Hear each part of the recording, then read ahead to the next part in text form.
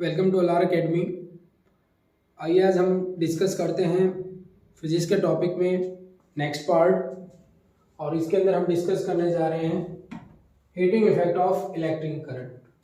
जो electric current रहता है उसका जो हीटिंग इफेक्ट है वो क्या होता है।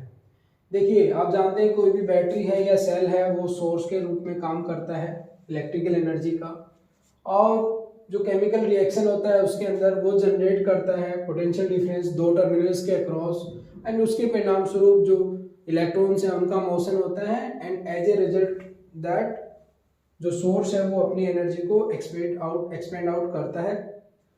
लेकिन ये जितना जो सोर्स है उसकी जो एनर्जी है उसका कुछ हिस्सा करंट को मेंटेन करने में जाता है, बट एक part of that is also liberated as the heat.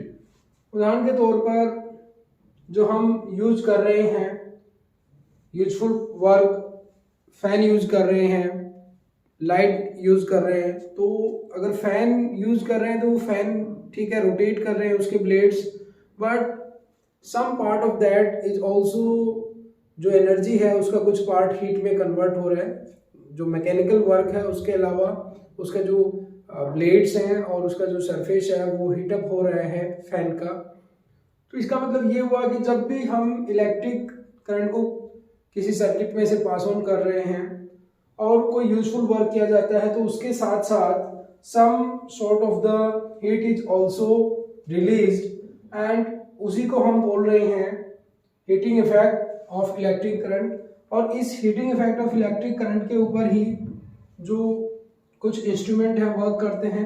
उदाहरण के तौर पे आपके जो इलेक्ट्रिक हीटर है या फिर जो इलेक्ट्रिक प्रेस है वो किसके ऊपर डिपेंडेंट है, heating effect of electric current पर आधारित है।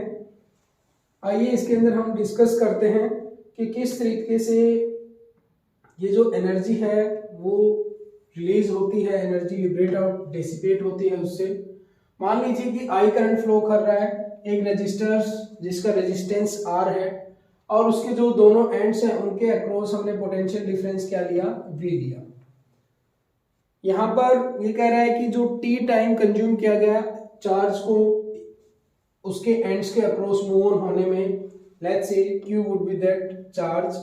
तो यहां पर जो वर्क डन है, वर्क डन इन मूविंग जो चार्ज है उसको एक पॉइंट से दूसरे पॉइंट तक मूव ऑन होने में कितना वर्क डन किया गया है, that is V Q, and that the time is T. So अगर हम पावर की बात करें, पावर 9th क्लास में भी आपके आता है, पावर क्या रहता है, work upon time, okay, work done per unit time.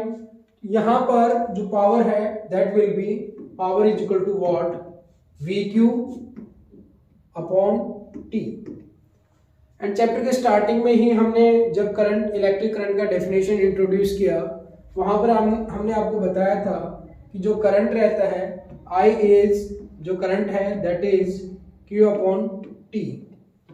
1 ampere को हमने परिभाषित किया था कि व्हाट इज 1 एम्पियर, कि 1 कूलम चार्ज को, ओके, 1 कूलम जो चार्ज है पर यूनिट टाइम में अगर फ्लो कर रहा है तो उसके अंदर हम उस सर्किट के अंदर करंट क्या बोलेंगे, 1 एम्पियर। तो यहां पर I is equal to Q T उस फॉर्मूले का यूज किया, क्यों क्या है, चार्ज इन कूलम्स। सो ये जो फैक्टर है इसको आप लिख सकते हैं V I, means already we have studied जो चार्ज पर यूनिट टाइम है उसको हम क्या बोल सकते हैं, करंट। सो यहां पर पावर का जो आपके सामने एक फॉर्मूला आता है P is equal to V I, ठीक है। या फिर हम ये बोले कि P is equal to V I, तो हमारे पास फॉर्मूला आ गया P is equal to V I. अब जो एनर्जी सप्लाइड है टू द सर्किट, जो सोर्स के द्वारा जो एनर्जी सर्किट को दी जा रही है इन टाइम t, उसको अगर आपको निकालना है तो आप उसको कैसे निकालेंगे, P into T, power into में time. So that is already P का अभी आपने फॉर्मूला ड्राइव किया, P is equal to V आई।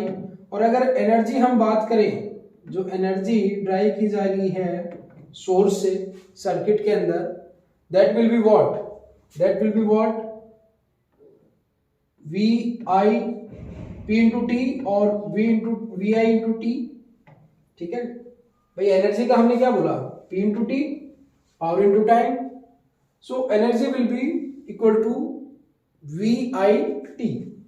यहां से आपके पास एनर्जी के लिए फॉर्मूला आ गया वी आई टी। ठीक है, सो ये कह रहा है कि अगर सोर्स उस एनर्जी को रिलीज कर रहा है, सो दैट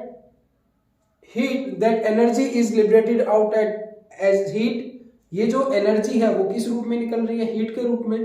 तो हम ये भी बोल सकते हैं जो हमारी हीट है वो हीट क्या होगी, अगर उसके अंदर से करंट आई कॉन्स्टेंटली फ्लो कर रहा है, so that energy equal to heat is equal to V I T.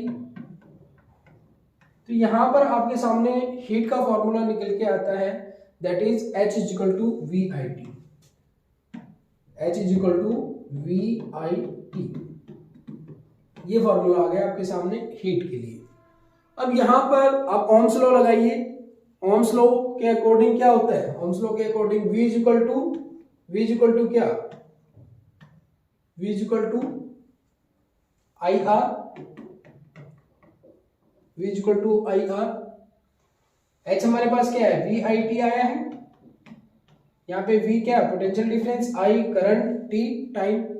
अगर आप इस की जगह आई आर रखेंगे तो क्या फॉर्मूला बनेगा, आई स्क्वायर आर टी। ओके, आई स्क्वायर आर टी। इसको हम बोलते हैं जूल्स लॉ ऑफ हीटिंग।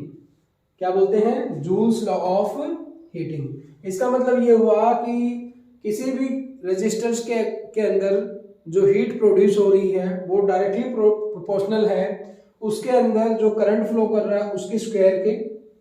ठीक है, एंड रेजिस्टेंस क्या है, उस रेजिस्टर का कितने टाइम तक जो करंट है उसके अंदर फ्लो कर रहा है। तो यहाँ पर हीट जो प्रोड्यूस है रेजिस्टर्स के अंदर किसके प्रोपोर्शनल होगी, कह रहा है कि जो करंट है उसके स्क्वायर के, उस सर्किट के अंदर कितने टाइम तक करंट फ्लो कर रहा है, और रेजिस्टेंस क्या है उस कंडक्टर का। इन सब बातों पर हीट जो प्रोड्यूस होगी सर्किट के अंदर वो डिपेंड करेगी। तो ये इंपॉर्टेंट क्वेश्चन बन जाता है सब्जेक्टिव के पॉइंट ऑफ व्यू से, on what factors heat produce in A circuit depends and how. तो आप बता देंगे ये फॉर्मूला लिख के कि H is equal to I square R T and you will explain it accordingly. ठीक है, तो यहाँ पर सिंपली आपके सामने क्वेश्चन दिया हुआ है कि इलेक्ट्रिक आयरन है और उस इलेक्ट्रिक आयरन के ऊपर जो रेटिंग है वो 840 वाट है। 840 वाट का मतलब क्या हुआ, जो पावर है उस आयरन का वो ये दिया हुआ है। ठीक है, when heating at the maximum, ये कब दिया हुआ है, मैक्सिमम हीटिंग है उस टाइम पर। And 360 watt when the heating is at the minimum. Voltage 220 है, तो वोल्टेज 220 है। What are the current and resistance in each case, हर एक केस के अंदर जब मैक्सिमम पावर है उस टाइम पर और जब मिनिमम पावर है उस टाइम पर, क्या इसका जो करंट है और रेजिस्टेंस है वो हर एक केस में क्या रहेगा। ऑब्वियसली जो आपके पास फॉर्मूला है P is equal to V I, यहाँ पर सिंपली आपके पास पावर दिया हुआ है और वोल्टेज दिया हुआ है।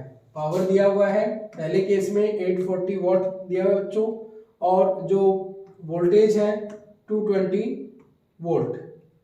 तो P इज इक्वल टू क्या है, वी आई है। यहां से आपको I का वैल्यू मिल जाएगा। ठीक है, P अपॉन V ये दिया हुआ, आप इस तरीके से आप कैलकुलेट आउट कर लेंगे। Resistance V is equal to I R, वहां से आपके पास ये रेजिस्टेंस आ जाएगा। And same in the case of the when the minimum, जब आपके पास पावर है उस केस में क्या करंट रहेगा वो आप इस तरीके से कैलकुलेट आउट कर लेंगे। नेक्स्ट क्वेश्चन देख लीजिए, 100 joule of heat is produced each second. Timing कितना बच्चों, ईच सेकेंड मींस 1 सेकेंड, और रेजिस्टेंस 4 ओम दिया हुआ है। पोटेंशियल डिफरेंस निकालना है अक्रॉस द एंड्स। तो यहाँ पर H is equal to I square R T का यूज करते हुए आप वैल्यू निकाल लेंगे। जो करंट है उसकी और उस करंट से आपके पास आ जाएगा जो पोटेंशियल डिफरेंस है V is equal to IR। उसके लिए फॉर्मूला आपके पास है ही, तो वहां से आप पोटेंशियल डिफरेंस निकाल लेंगे। ठीक है, पहले करंट निकालेंगे and then you will be calculating out it. Okay, and next देखते हैं हम इसके अंदर exercise questions you will try, और प्रैक्टिकल एप्लीकेशंस क्या है हीटिंग इफेक्ट का। देखिए प्रैक्टिकल एप्लीकेशंस, कुछ केसेस में हम चाहेंगे कि ये जो हीटिंग इफेक्ट है ना हो, but at some application are like this जहां पर हम चाहेंगे कि ये मैक्सिमम हो।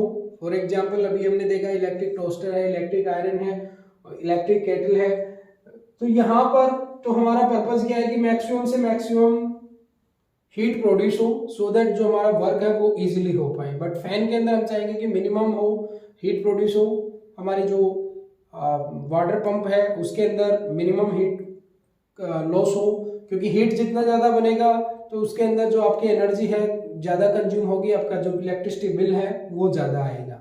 ठीक है, सो ये जितने भी अप्लायंसेज हैं वो जूल्स हीटिंग के ऊपर बेस्ड आउट हैं। ठीक है, इसके अलावा एक इम्पोर्टेंट जो एप्लीकेशन आता है दैट इज ऑफ द जो फ्यूज। हम ये चाहेंगे कि भाई हमारे घरों के अंदर जो अप्लायंसेज हैं वो खराब ना हो, सो दैट अगर उन अप्लायंस के अंदर बहुत ज़्यादा हाई करंट का पार्ट चला गया तो वो डैमेज आउट हो सकते हैं। तो इसलिए अप्लायंस के अंदर भी फ्यूज आ रहा है और घरों के अंदर भी हम इलेक्ट्रिक फ्यूज यूज करते हैं कि अगर सर्किट के अंदर कोई प्रॉब्लम हो तो वो जो फ्यूज है वो ब्रेक डाउन हो जाए, वो मेल्ट डाउन हो जाए, और जो हमारा बाकी जो अप्लायंसेज है वो खराब ना हो। ठीक है, सो ये एक पार्ट, एक एप्लीकेशन रहता है जूल्स हीटिंग इफेक्ट का जिसको हम यूज कर रहे हैं फ्यूज के अंदर, that is used in the fuses. Fuse के अंदर हम इसको यूज कर रहे हैं। देन उसके अलावा यहाँ पर ये बताया गया है कि भाई जो बल्ब है उसके अंदर जो बल्ब का फिलामेंट है उसको थर्मली आइसोलेट किया जाता है जितना ज़्यादा हो सके, सो दैट उसके अंदर जो फिलामेंट है वो डैमेज ना हो, एंड बहुत ज़्यादा जो पार्ट है उसका, जब जो आज के जो बल्ब हैं उनकी बात नहीं कर रहा, पुराने समय में जो हम ट्रेडिशनल बल्ब यूज करते थे उनका जो फिलामेंट होता था वो टंगस्टन का बना होता था, एंड उसका जो मेल्टिंग पॉइंट है बहुत ज़्यादा 380 डिग्री सेल्सियस ये रहता था। इसके अंदर हम क्या कोशिश करते थे कि भाई मैक्सिमम से मैक्सिमम हमें लाइट मिले, लेकिन लाइट का के अंदर जो एनर्जी जा रहा था वो बहुत कम होता था। उसका जो मैक्सिमम एनर्जी है वो फिलामेंट को हीट अप करने में उसमें जा रहा है। Small part of that is radiated as light. ठीक है, जो ट्रेडिशनल बल्ब हमारे यूज में होते थे उनकी बात कर रहे हैं। ये एप्लीकेशंस हैं जूल्स हीटिंग इफेक्ट के ऊपर। और ये देखिए एक क्वेश्चन फ्यूज वाला पूछ लिया जाता है कि भाई जो मैक्सिमम रेटिंग है फ्यूज का वो कितना होना चाहिए, कि भाई आप उसके अंदर से कितना मैक्सिमम करंट अलाउ करेंगे, उससे थोड़ा सा ज़्यादा आपका इलेक्ट्रिक फ्यूज होना चाहिए। ठीक है, अगर बहुत ज़्यादा होगा तो वो अप्लायंस बर्नआउट हो जाएगा, बहुत लो होगा तो अप्लायंस वर्क नहीं कर पाएगा। ठीक है ना, अगर आपका यहाँ पर एग्जाम्पल दिया गया है कि भाई अगर आप चाह रहे हैं, ठीक है, डोमेस्टिक पर्पज के अंदर जो फ्यूज है वो इसके यूज किए जाते हैं। अगर मान लीजिए कोई इलेक्ट्रिक आयरन है 220 वोल्ट के ऊपर आप यूज कर रहे हैं और वो 1 किलोवाट इलेक्ट्रिक पावर कंज्यूम करती है जब उसको 220 वोल्ट पे ऑपरेट किया जा रहा है, तो यहाँ पर जो करंट है सर्किट के अंदर उसके अंदर से फ्लो होगा वो कितना रहेगा 4.54 एम्पियर। ठीक है, अगर किसी भी कारण से अगर आप ये जो आयरन है, ठीक है, ये जो आयरन है इसके अंदर 3 एम्पियर का फ्यूज लगा देंगे तो क्या होगा कि भाई आपकी वर्क ही नहीं कर पाएगी, क्योंकि वो हीट होने से पहले ही आपका फ्यूज ब्रेक डाउन हो जाएगा। ठीक है, तो इस केस में आप जो उसका मैक्सिमम पावर है जिसके ऊपर वो वर्क कर सकती है उससे थोड़ा सा ज़्यादा वैल्यू का आप फ्यूज यूज करेंगे, सो दैट जो नॉर्मल यूजेज है वो भी होता रहे, और जो मैक्सिमम केस में जा सकता है करंट, अगर उससे ज़्यादा चला जाता है तो फिर आपका ब्रेकडाउन हो जाना चाहिए, मीन्स उसके अंदर कोई ना कोई फॉल्ट है, बाकी सर्किट डैमेज ना हो इसलिए। आइए अब हम देखते हैं इलेक्ट्रिक पावर के बारे में। What is the electric power? Electric power क्या रहता है?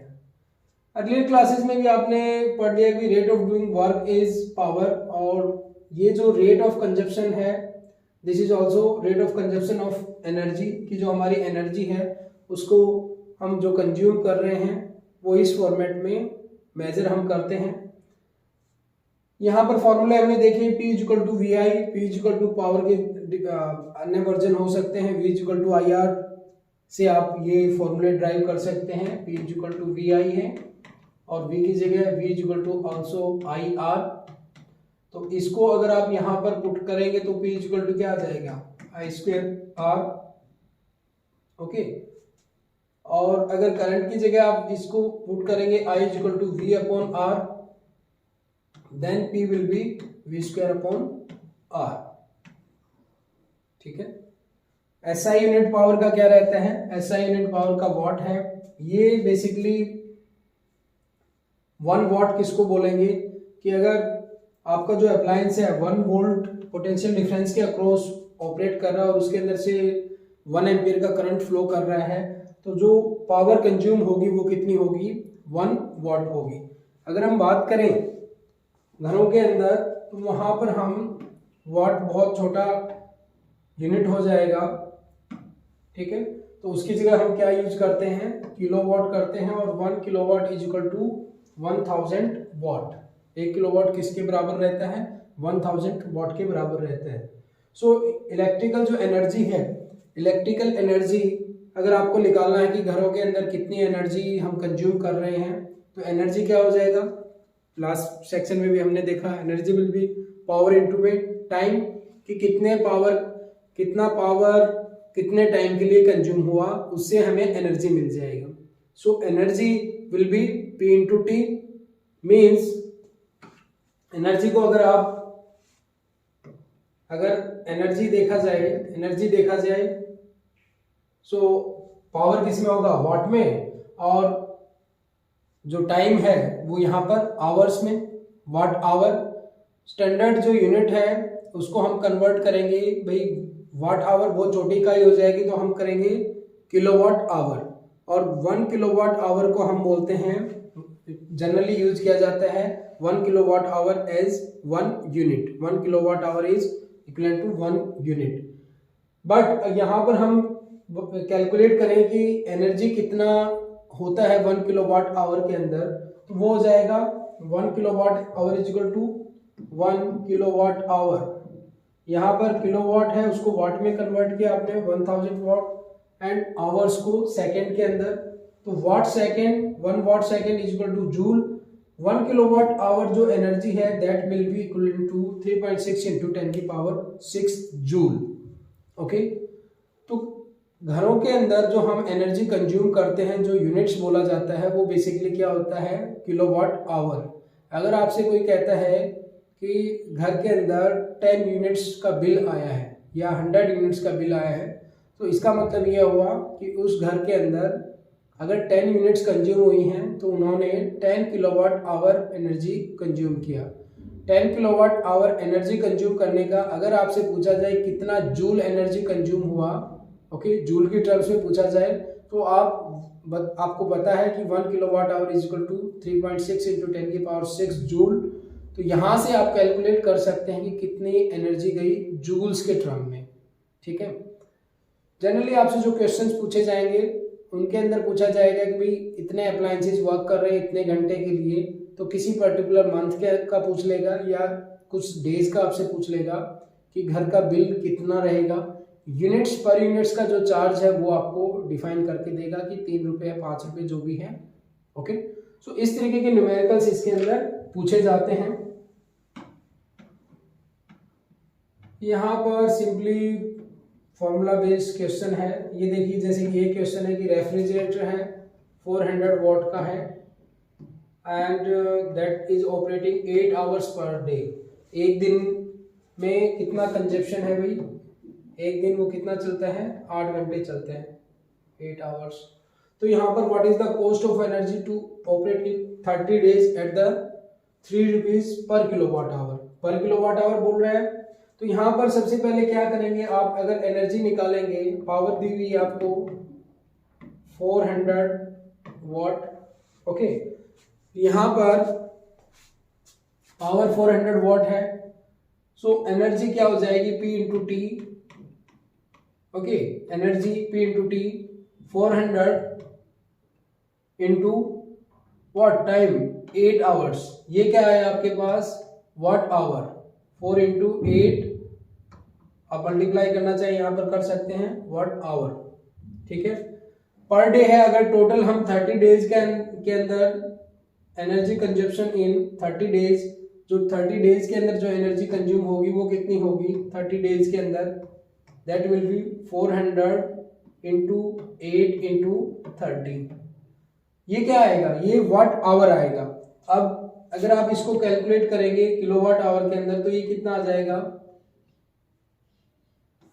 इंटू 8 इंटू 30, डिवाइड कर देंगे 1000 से, क्योंकि अब हमारे पास क्या आ रहा है वाट आवर, हमें किलोवाट आवर चाहिए, कैंसिल आउट। यहां पर आप निकालेंगे, सो 96 यूनिट्स आपके सामने आ जाएगा जो कि कंज्यूम किए जाएंगे इसके द्वारा इन 96 किलोवाट आवर, और पर यूनिट का जो एक्सपेंडिचर है वो 3 रुपीज है। सो आप कैलकुलेट कर लेंगे, 96 किलोवाट आवर्स यहाँ पर आ गया, 96 किलोवाट आवर्स और 3 रुपये पर यूनिट का चार्ज है, कैलकुलेट कर देंगे 288 rupees would be the charge for 30 days. So इसके ऊपर बेस्ड आउट हम अन्य न्यूमेरिकल्स भी नेक्स्ट वीडियो में डिस्कस करेंगे, और बाकी जो न्यूमेरिकल पोर्शन है उसको भी हम डिस्कस करेंगे, ठीक है। Thank you for watching the video, please like, share and subscribe our video as well as our channel. Thank you.